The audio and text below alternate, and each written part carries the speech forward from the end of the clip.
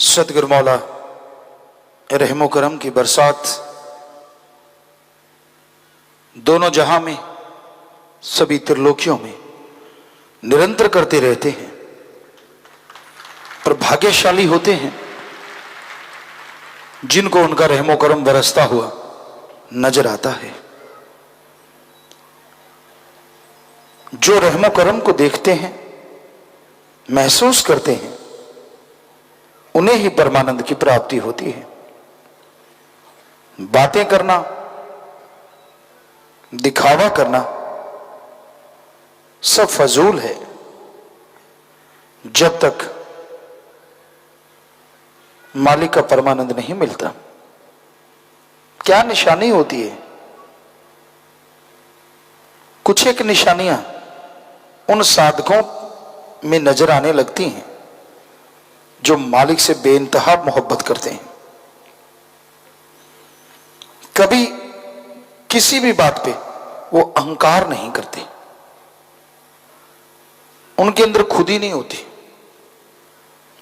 मालिक चाहे कितनी भी उनके कार सवारे या उनके द्वारा कार सवारे, उनमें कभी ये मैं तो आती ही नहीं कि मैंने किया, मैंने वो किया, मैंने ये किया। सब अपने सतगुरु मौला पे छोड़ते हैं। वो मालिक के रजा को सर्वोपरि मानते हैं। कभी गुस्सा नहीं आता भक्त जन को। संत पीर फकीर के लोग सोचते हैं उनको गुस्सा क्यों आ जाता है। कबीर जी ने लिखा है, संतों का क्रोध दाती है, लोगों का प्यार भी घाती है। क्यों आ जाता है? मालिक ऐसी नजर दे दे कुछ घंटे के लिए कि आप जिस आदमी को देखो आपको पता चले कि उसके साथ आने वाले टाइम में क्या होने वाला है। आप उसे समझाएं, हाथ जोड़ें, मिन्नत करें, वो ना माने, पर आपने भला करना ही करना है, आपको ये हुक्म हो कि भला करना ही करना है, तो आपको गुस्सा तो आएगा ही। फिर आप गुस्से में कहेंगे कि तू ऐसा क्यों नहीं, ये वो फलां। चलो क्या पता गुस्से में ही कोई मान जाए। मान गया तो मानने वाले का बेड़ा पार।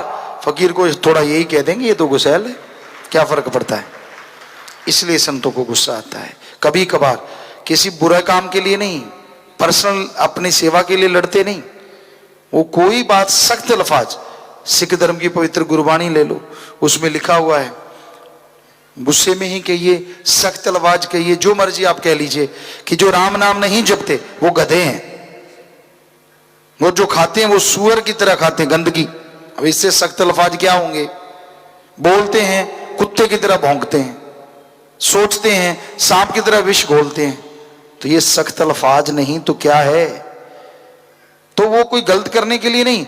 जब गुरुओं ने देखा कि ये तो मानते ही नहीं, हमारी बात समझते ही नहीं, तो बोला कि आप राम अल्लाह वाहिगुरु की याद के बिना जो खाते हो वो सूअर की तरह गंदगी का भोग लगाते हो।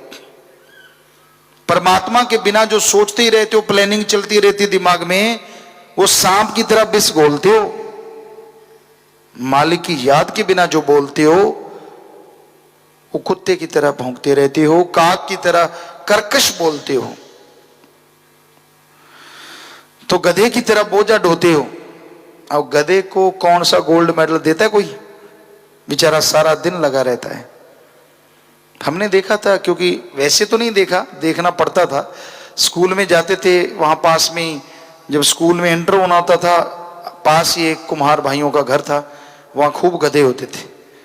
सारा दिन उन पे कभी मटके लाद लिए, कभी कच्ची ईंटें ढोली, कभी कुछ कर लिया। शाम को हमारी कई बार 4:30 बजे छुट्टी होती तो उसके गल से रस्सा उतारते देखा और उनको कूड़े करकट का ढेर, जिसे पंजाबी जी कहते रूड़ियां, उस पर दुलत्ती झाड़ते देखा। ही और दे दुलत्ती। कोई दाना डाला नहीं देखा हमने तो। कभी कभी चने डाल दिए हों, कभी बिनोड़े डाल दिए हों ना जी। सूखा साखा घास खा के मालिक की भक्ति नहीं करते, किसी का भला नहीं करते, तो गधे की तरह हो। तो इतने सख्त अल्फाज क्यों कहे बताओ? उनको कुछ मिल जाता? अगर कोई मान ले तो क्या होगा? मानने वाले का ही फायदा होगा। इसलिए गुरु संत पीर पैगंबर कभी किसी को बुरा कहते ही नहीं। लगता बुरा जरूर है। आपके शरीर पे आपको पता ना हो कि जख्म है, स्प्रिट ले लो, उसको लगाते जाओ, यहां जख्म है वहां जलेगा ही जलेगा। तो संतों के वचन तो स्पिरिट है, एंटीबायोटिक।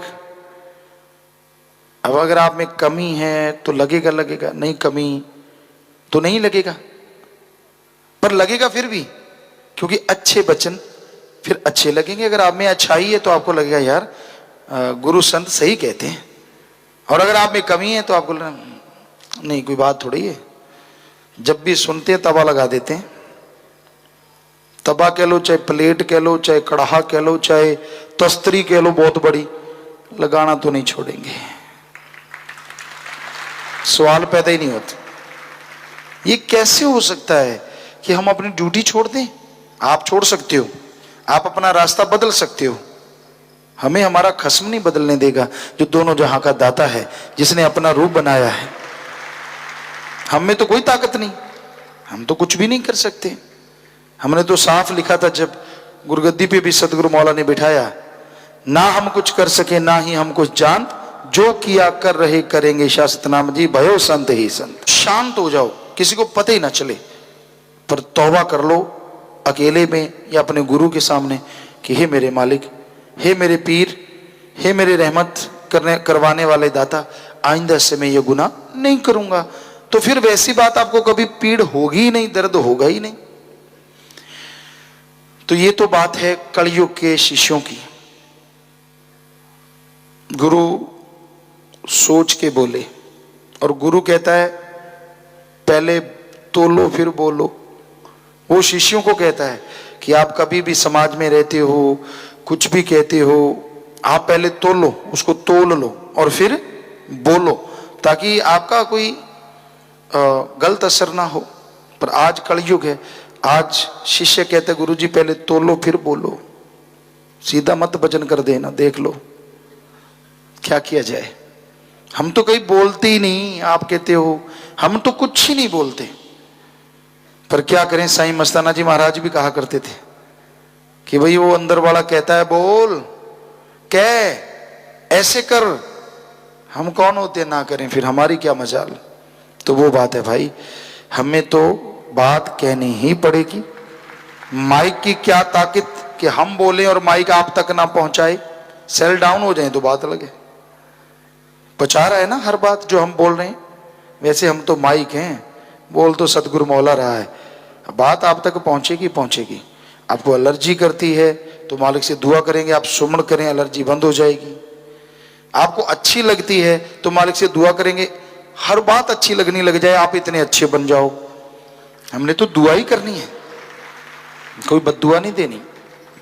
कोई जालसाजी करे, कोई स्कीमें बनाए बैठे हैं लोग, कई तरह की स्कीम बना के, योजना बना के, ऐसे करेंगे फिर ऐसे करेंगे फिर ऐसे करेंगे।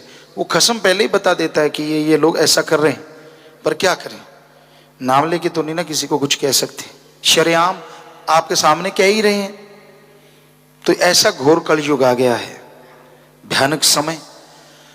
तो आप इसमें सुमरन करें, भक्ति इबादत करें तो खुशियां मिलेंगी, मालिक की कृपा दृष्टि बरसेगी, मालिक के रहमो करम से नवाजेंगे। और जो भक्तजन होते हैं, साधक होते हैं, वो बहसबाजी नहीं करते, अपनी बढ़ाई के लिए चमत्कार नहीं सुनाते। आपने सुने होंगे कैसे लुटिया डूब जाती है उनकी, जो फिर बड़बोले होते हैं। मालिक जब सब कुछ दिखा देता है, ये नहीं दिखाता कि तू बेमुख होगा, ये नहीं दिखाता कि तू अपने पैरों पे कुल्हाड़ी मारेगा, ये नहीं दिखाता कि तू निंदक बनेगा। ये क्यों नहीं दिखाया मालिक ने? फिर बाकी सारी चीजें तो दिखा दी। तो ये सब बकवास होता है, झूठ होता है। कई लोग इतने चालाक चालबाज होते हैं, उन्हें कोई अनुभव नहीं होता रूहानियत का। पर आप में से कोई भी एक दूसरे को अगर ये सुनाए, गुरुजी ने दर्शन दिए, मुझे ये वचन किए, फिर ऐसा हुआ, क्या आप उसको कहोगे झूठा है? नेचुरली नहीं कहोगे। गुरु मालिक वाहिगुरु राम वाली बात पे कोई किसी को झूठा कहता ही नहीं। तो इसलिए जो चालबाज लोग होते हैं वो फायदा उठा लेते हैं, उससे उनके नंबर बन जाते हैं। यार ये तो बहुत बड़ा भक्त है भाई, यार इसको इतने पहले ही पता चल जाता है। अब पूछने वाली बात है कि पहले क्यों नहीं पता चला? बाकी चीजों का तो चलता रहा, ये क्यों नहीं चला? ये किसी को क्यों नहीं बताया? ये तो किसी को नहीं बताया। तो भाई ये सब बकवास होता है। ऐसे लोग कि कभी सुनो ना, अपने पीर मुर्शिदे कामिल की सुनो। चमत्कार आपके साथ भी कदम कदम पे होंगे अगर दृढ़ यकीन रखोगे, विश्वास रखोगे, सुमरन करते रहोगे। लेकिन उसको जितना अंदर समेटोगे, क्योंकि जो सुमरन के द्वारा चमत्कार होते हैं, जो रूहानियत के चमत्कार होते हैं, उनको जज्ब करते जाओ तो वो बढ़ते चले जाते हैं। वरना मन अहंकार में आ जाता है कि यार मैं भी कोई चीज हूं, मुझे तो कदम कदम पे हो रहा है। लोग और पंप मारते रहते, वाह जी वाह, वाह जी वाह, कहीं तो पांव के हाथ लगा, ये कर, वो ये तो बड़ा ऊंचा है, ये नहीं पता अभी खाली लिफाफा है, पता नहीं कब पटाखा बोलेगा। तो इसलिए भाई ऊंचा तो एक ही है, अल्लाह वाहिगुरु राम सतगुरु दाता। किसी को उसके सम कभी ना मानो, चाहे कोई भी आ जाए। साईं मस्ताना जी महाराज कहते, चाहे कोई गोल्ड का सोने का बन के आ जाए, हीरे जवाहरत का बन के आ जाए, पर मालिक सतगुरु तो सतगुरु है। बराबर ना मान बैठना।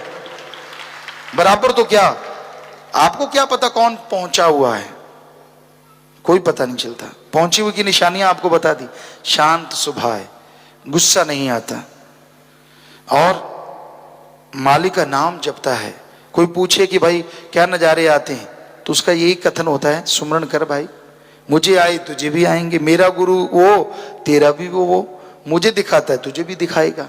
बल्कि ये नहीं कहेगा आह मैं सुनाता हूं ऐसा वैसा। नाम दिलाने के लिए कोई किसी को ऐसी बात सुना दे, गिरते हुए यकीन को सही लाने के लिए अपने साथ हुई मालिक की रहमो करम को बता दे और उसको संभाल दे, तो उसकी तो सेवा बन गई। पर बात बात पे सुनाना, अपनी बड़ाई करना है। लोग अपनी बड़ाई करते हैं, मैंने कहा था हुआ ना, मैंने ऐसे बोला था हो गया ना। फिर ये कहो कि मालिक ने कर दिया, हो कैसे गया, उसकी रहमत से हो गया। तो प्यारी साध संगतियों, साधक जो होते हैं वो साध लेते हैं अपने शरीर को, चेहरे पे नूर। नूर का मतलब सफेद रंग नहीं होता, एक अलग आभा होती है। चाहे वो काला रंग है, चाहे गेहूं जैसा है, या बिल्कुल गोरा है, उसका एक नूर होता है जो कशिश होती है। जैसे चुंबक लोहे को खींच लेती है, ऐसे उसके चेहरे को देखो तो वो अपनी तरफ खींच लेता है। अट्रैक्शन बहुत जबरदस्त होता है। तो वो समझो भक्त है। पर इसका मतलब ये नहीं कि उसको पूजो, उसको पूजो जिसका वो भक्त है, क्योंकि उसका अपना कुछ भी नहीं है। नूर आ गया, सुरूर आ गया, कुछ भी आ गया, आया किसकी वजह से? आया तो सदगुरु मौला की वजह से। तो फिर उसको पूजने की क्या जरूरत? वो जाट की तरह अकबर को उसने बोला, कहता तू मांग रहा है, मांगते से क्या मांगू, उससे ना मांगू जिससे राजा महाराजा मांग रहा है। तो वो बड़ी बात है भाई, किसी का नूर देके आशिक ना हो जाओ। अपने गुरु सतगुरु पे यकीन रखो, क्योंकि उससे ही उसको मिला सब कुछ। तो वो आपको क्या दे देगा जिसने किसी और से लिया है? तो उसी से मांगो, अपने सतगुरु मौला। ਧੰਨ ਧੰਨ ਸਤਿਗੁਰੂ ਤੇਰਾ ਹੀ ਆਸਰਾ। ਗੁਰੂ ਜੀ ਦੀ ਪਿਆਰੀ ਸੰਗਤ ਨੂੰ ਨਿਵੇਦਨ ਕੀਤਾ ਜਾਂਦਾ ਹੈ ਕਿ ਹਰ ਰੋਜ਼ ਸਤਸੰਗ ਸੁਣਨ ਦੇ ਲਈ ਸਾਡੇ ਚੈਨਲ ਡੇਰਾ ਸੱਚਾ ਸੌਦਾ ਨੂੰ ਸਬਸਕ੍ਰਾਈਬ ਕਰ ਲੈਣਾ ਜੀ।